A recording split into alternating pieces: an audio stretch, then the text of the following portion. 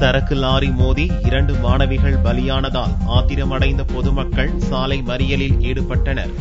திருச்சி பாலக்கரை பூந்தோட்டம் பகுதியைச் சேர்ந்த 8ஆம் வகுப்பு மாணவி சஹானா தனது தோழி 7ஆம் வகுப்பு மாணவி நௌசியாவுடன் வாடகை சைக்கிள் எடுத்து ஓட்டியுள்ளார். போக்குவரத்து நெரிசல் மிக்க சாலையில் சைக்கிளை ஓட்டாமல் சாலையோரமாக தள்ளிச் சென்ற நிலையில் தறிக்கெட்டு வந்த சரக்கு லாரி ஒன்று மாணவிகள் மீது மோதியது. இதில் சம்பவ இடத்திலேயே மாணவிகள் இருவரும் பலியாயினர். லாரி டிரைவர் தப்பிவிட ஆத்திரமடைந்த பொதுமக்கள் சாலை மறியல் போராட்டத்தில் ஈடுபட்டு லாரியை சூறையாடினர்.